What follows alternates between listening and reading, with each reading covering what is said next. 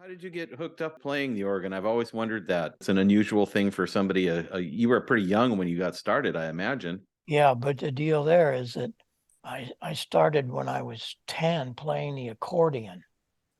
And 2 years later, Hammond organ came out with what they call a chord organ. They took an accordion, all the buttons that have chords, Hmm. and a keyboard and put it on a little thing. $950 advertised the heck out of it. So my parents, they figured that I should do that. That would be good for me. So my mom went to the music shop up in St. Louis. She went in every Wednesday. They had a clothing store in Marissa, and she'd go to buy clothes at the wholesale shops. And she stopped by Aeolian, the people that selling Hammond organs at that time. And I didn't go with her, of course. And she came home, and my dad said, "Well, did you buy that organ?" And she said, "Yes, I did." What was it, $950?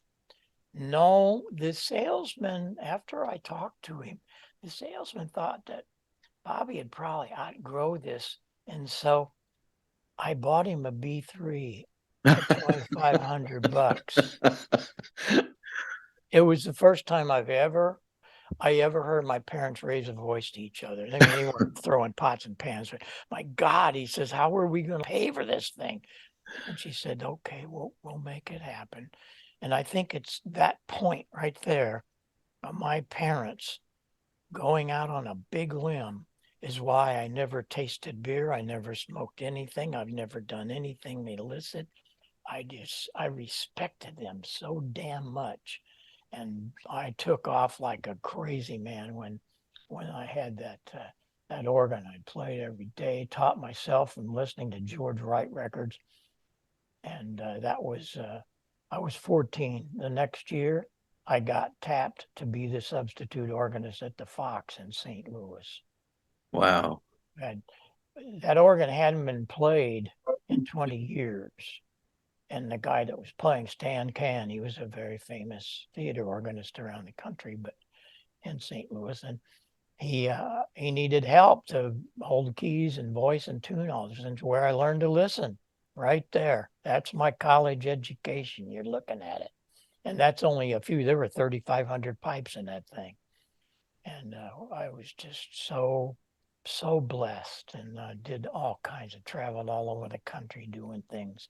But that's where I learned to listen, and it really was important to my ham radio. So are you still playing the organ with at the Fox Theater? Mm-hmm. They do a lot of Broadway shows, and the organ is pretty much covered up during all that.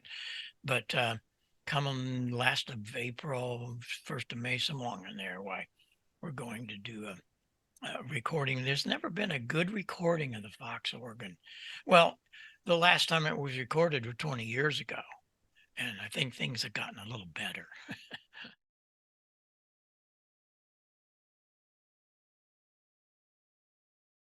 A year after I got the organ, why I got a license. One of my high school chums got a license, so I thought I'll do that too. That was my whole life.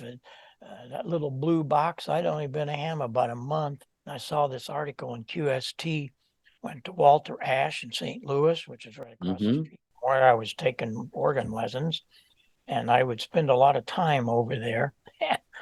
I bought the parts and I built that little 6 meter rig with a 2E26, and guess what? It worked. But Gauntlets ruled in those days, and oh, it was just a crazy time.